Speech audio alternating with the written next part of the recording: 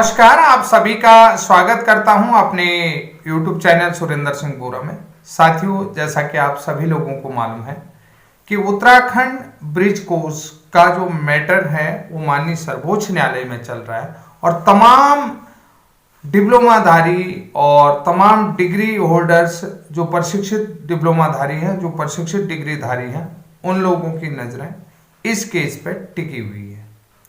अब इस केस में टिकी है, इसको लेकर के भी तमाम तरीके के कयास या तमाम तरीके की बातें जो है कि या तमाम तरीके की चर्चाएं विभाग से लेकर के सरकार तक में चल रही हैं। साथियों, विभाग और सरकार क्या चाहता है, क्या नहीं चाहता, ये सब आप लोगों को मालूम है। और कि ब्रिज कोर्स प्रशिक्षण सही है, गलत है, इसको भी जो है कि एक चर्चा का विषय बनाया जा रहा है। और दूसरी बात है कि बीएड को माननीय सर्वोच्च न्यायालय ने प्राथमिक शिक्षक योग्यता से बाहर कर दिया है, तो इसलिए ये भी योग्य नहीं है। इस तरीके के भी तमाम चर्चाएं जो है कि चर्चाओं को लेकर के माहौल गर्म है और तमाम तरीके के कोई डिप्लोमा होल्डर्स जैसे एनआईएस डीएलएड वाले हैं, तो उनको एक तरीके से बहुत सारे जो है कि डिप्लोमा होल्डर्स हैं वो क्या कर रहे हैं कि एक हथियार बना रहे हैं, समझ रहे हैं। अब सबसे बड़ी चीज मैं आप लोगों को बता देता हूं, धीरे धीरे चीजों को लाऊंगा कि देखिए, एनआईएस डीएलएड पहले भी योग्यता वैध था प्राइमरी के लिए और आज भी वैध था। ये मैंने अपने चैनल के माध्यम से हमेशा कहा और एनआईएस डीएलएड के हमेशा मैं फेवर में रहा, जब सरकार भी फेवर में नहीं थी और सुप्रीम कोर्ट से ये हार भी गए थे, तब भी मैंने कहा ये एक दिन वैलिड होगा कि आज की तारीख में जितने भी एनआईएस साथी हैं, चाहे वो बिहार के हों, उत्तराखंड के, किसी भी राज्य के हों, उनको पता है कि एकमात्र ये बंदा जेन्युइन था कि जिसने हमेशा एनआईएस डीएलएड को वैलिड बताया। ठीक है, और क्यों बताया? ये सभी चीजें जो नए डिप्लोमा होल्डर्स हैं, जिन लोगों ने अभी आरटी एक्ट को नया पढ़ा है, कि जब आरटी एक्ट लागू हुआ 2009 में, थोड़ा सा आरटी एक्ट को बड़े गहराई से जाएंगे। आरटी एक्ट और एनसीटी को जब जिम्मेदारी दी गई कि वो शिक्षक प्रशिक्षण योग्यता को तय करे 23 अगस्त 2010 के नियमावली के अनुसार। 23 अगस्त 2010 को एनसीटी जो है कि अपनी जो है कि शिक्षक बनने की मिनिमम क्वालिफिकेशन डिसाइड करती है। तब शिक्षा मंत्रालय, भारत सरकार की एक्सपर्ट कमेटी बैठी होगी। एक्सपर्ट कमेटी के सामने जो भी समस्या आई होंगी, उन समस्याओं का समाधान करते हुए समिति की तरफ से कुछ जो है कि सॉल्यूशन निकाले गए होंगे, यानी कि कुछ जो है कि उनके लिए सॉल्यूशन निकाले होंगे। कोई रणनीति तय की होगी कि ये रणनीति तय करके उनकी योग्यता को कंप्लीट करवाया जा सकता है। जो भी समस्याएं आई होंगी एक्सपर्ट कमेटी की टीम से, एक्सपर्ट कमेटी की तरफ से उन पर सुझाव किया गया होगा और उन सुझावों पर अमल किया गया होगा। जैसे आप लोगों ने देखिए, कोठारी आयोग पढ़ा और माध्यमिक शिक्षा आयोग पढ़ा, राधाकृष्ण आयोग पढ़ा, तमाम चीजें पढ़ी होंगी। तो ये सारे आयोग आप लोग पढ़ते हुए आए हुए हैं। आपने ऑपरेशन ब्लैक बोर्ड पढ़ा होगा, उसके बाद जो है कि रिवाइज एजुकेशन पॉलिसी पढ़ी होगी, फिर उसके बाद जो है कि शिक्षा का अधिकार पढ़ा होगा, सर्व शिक्षा अभियान पढ़ा होगा, ऑपरेशन ब्लैक बोर्ड पढ़ा होगा, आरटी एक्ट पढ़ा होगा, आरटी एक्ट 2009 पढ़ा होगा, आरटी एक्ट जो कि अमेंडमेंट 2017 पढ़ा होगा। ये तमाम चीजें आप लोग पढ़ते हुए आए होंगे और इन चीजों के बारे में देखिए, अब और गहराई से जब जाओगे तो जब हमारा जो शिक्षा का अधिकार अधिनियम 2009 बना, तो उसके मूल प्रतिलिपि, जो मूल नियमावली बनी है, उस मूल नियमावली में कौन कौन से सेक्शन में जो है कि क्या क्या जो है कि धाराएं बनी हैं, उन धाराओं में कहां कहां पर चीजें की जा सकती हैं। जैसे कि आरटी एक्ट की धारा 23A में क्या प्रावधान किया गया है, और जो है कि आरटी एक्ट अधिनियम 35 की धारा 38 क्यों बनी है, ये सारी चीजें आप लोग एक बार देख सकते हैं। क्योंकि ये बार बार मैं इसलिए नहीं कहूंगा क्योंकि 9 अप्रैल 2010 की जो निःशुल्क एवं अनिवार्य बाल शिक्षा अधिकार का मूल नियम आपको क्या कहता है। ठीक है, उसके बाद 20 फरवरी में जो है कि 20 फरवरी को जो है कि शिक्षा मंत्रालय भारत सरकार का वो गजट नोटिफिकेशन क्या कहता है, जो आरटी एक्ट से संबंधित कानून को संशोधन करता है। उस संशोधन कानून में क्या चीजें रखी गई हैं। फिर उसके बाद 10 अगस्त, 3 अगस्त 2017 के जो है कि दस्तावेज हैं जिनको लेकर के संसद की तरफ से कानून बनाया जाता है, तो वो क्या चीज़ें हैं, इन चीज़ों को बात तो हम आप लोगों को बताते हैं। तो इसलिए जो है कि आप लोगों का जो चर्चाओं का बाजार है वो मूल चीज़ों पर काम नहीं करता है। ये तो रही बात इन चीज़ों की, मूल चीज़ों पर।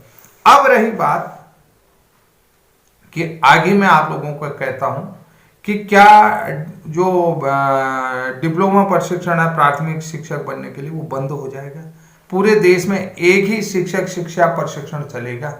ऐसा मैं नहीं कह रहा हूं, ऐसा एनईपी 2020 कर रही, न्यू एजुकेशन पॉलिसी 2020 कर रही है। तो जहां तक आप लोग समझ सकते हैं धीरे धीरे डीएलएड प्रशिक्षण बंद हो जाएगा और फिर से जो है कि बीएड योग्यता को प्राथमिक शिक्षा से जोड़ा जाएगा। जो आज देवेश शर्मा वाला, धीरे धीरे वो जो है कि प्राथमिक शिक्षा से बीएड को ही, बीएड प्रशिक्षण को ही एनसीटी की तरफ से जोड़ा जाएगा। ये जो है कि अध्यापक शिक्षा प्रशिक्षण होगा। तो ऐसा मैं इसलिए कह रहा हूँ कि आईटीईपी में प्रवेश के लिए आवेदन शुरू हो गए 10 मार्च 2026 से। इसमें क्या कहते हैं, देखिए, राष्ट्रीय प्रशिक्षण एजेंसी की ओर से नेशनल कॉमन एंट्रेंस टेस्ट के माध्यम से 4 वर्षीय integrated teacher education programme ITEP में प्रवेश के लिए ऑनलाइन आवेदन प्रक्रिया शुरू कर दी गई है। अभ्यर्थी सेंट्रल स्टेट यूनिवर्सिटी और आईआईटी जैसे प्रतिष्ठित संस्थानों में दाखिला लेना चाहते हैं तो वह इस प्रवेश परीक्षा के लिए ऑनलाइन माध्यम से आवेदन कर सकते हैं। आवेदन करने की अंतिम तिथि 10 मार्च 2026 निर्धारित की गई है। साथ ही 12 से 14 मार्च के बीच में फॉर्म में संशोधन करने का भी मौका दिया जाएगा। एजेंसी परीक्षा की तिथि 17 अप्रैल 2026 तय कर रखी है। तो ये तो स्पष्ट हो गया, उत्तराखंड की तरफ से भी जो चीज़ें आ गई ये डिसाइड करें। अब रही बात, कल आप लोगों ने जो है कि जो एनआईएस में ब्रिज कोर्स प्रशिक्षण को लेकर के रजिस्ट्रेशन उत्तर प्रदेश बेसिक शिक्षा निदेशक की तरफ से जारी हुआ, तो उससे भी एक हलचल और बच गई है कि क्या जो बीएड प्रशिक्षित हैं बाद में उनके लिए भी एक ये शॉर्ट टर्म प्रशिक्षण प्रोग्राम आगे भी कंटिन्यू कर देगी एनसीटी। क्योंकि अभी तो देखिए बहुत सारी चीजें विवाद चल रहा है, फिर उसके बाद सुप्रीम कोर्ट में देवेश शर्मा वाला फैसला है। आगे जो है कि इन चीजों में भी एक्सपर्ट कमेटी बैठ करके डिसाइड कर सकती है। जैसा कि आपने न्यू एजुकेशन पॉलिसी 2026 में शिक्षक शिक्षा वाला जो है प्रशिक्षण कार्यक्रम के बारे में समझ लिया है कि एनसीटी अधिनियम 1993 शिक्षक शिक्षा प्रशिक्षण को लेकर के किस तरीके की आगे की रणनीतियां जो है कि न्यू एजुकेशन पॉलिसी 2020 के तहत 2026 में जो जो प्रावधान है कि 2030 तक लगभग शिक्षक शिक्षा में केवल पूरे देश में एक ही प्रकार के प्रशिक्षण पाठ्यक्रम लागू हो जाएंगे। ये तय रणनीति आप लोगों को समझ में आ गया, क्योंकि 4 साल का आईटीईपी प्रोग्राम है तो 26 से इसमें एडमिशन शुरू हो जाएंगे, 30 में पहला बैच बाहर आ जाएगा। तो अब रहे 26 से 28 और 28 से, तो ये लास्ट मेरे ख्याल से डीएलएड का अंतिम जो है कि बैच अब यहाँ पर चलेगा। उसके बाद 2027 में के बाद जो है कि कोई भी एंट्रेंस एग्जाम डीएलएड के लिए नहीं होने वाला है, यहाँ जहाँ तक मैं समझता हूँ उत्तराखंड के अंतर्गत। तो साथियों, ये जो जानकारी है, ये जानकारी जो है कि कल मैंने जो अपने वीडियो के माध्यम से ब्रिज कोर्स प्रशिक्षण को लेकर के बताया था, जिसमें मान्यता प्राप्त स्कूलों के 11 अगस्त 2023 से पहले नियुक्त शिक्षकों के प्रशिक्षण या इनरोलमेंट के संबंध में बात आई। तो उसी इनरोलमेंट के संबंध में बताया कि आगे एनसीटी न्यू एजुकेशन पॉलिसी 2020 के अनुसार जो शिक्षक प्रशिक्षण पाठ्यक्रम है उनमें 1 वर्षीय बीएड भी है, 2 वर्षीय बीएड भी है, 1 वर्षीय एमएड और 2 वर्षीय एमएड वाला प्रावधान भी आने वाले हैं। ये सारी चीजें देखिए, फिर देखिए जब करा रही है तो एनसीटी तो आगे कोई न कोई चीज उनके लिए रास्ता भी तय होगा। इसलिए मेरे ख्याल से जहां तक है कि बीएड प्राइमरी में जल्दी ही एंट्री मार जाएगा। ये मैं नहीं कह रहा हूँ, ये आज के जो एनईपी के जो प्रावधान आ रहे हैं उसी में आ रहे हैं। और ट्राई लैंग्वेज फॉर्मूला ये भी जो है कि जहां तक है यूज होगा।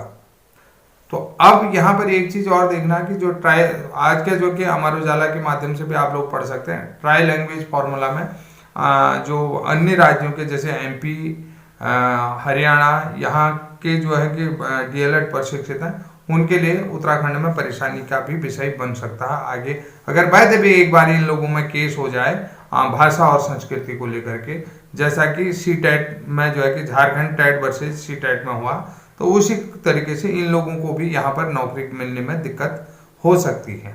तो साथियों, आज के लिए इतना ही। तब तक के लिए जय हिंद, जय उत्तराखंड।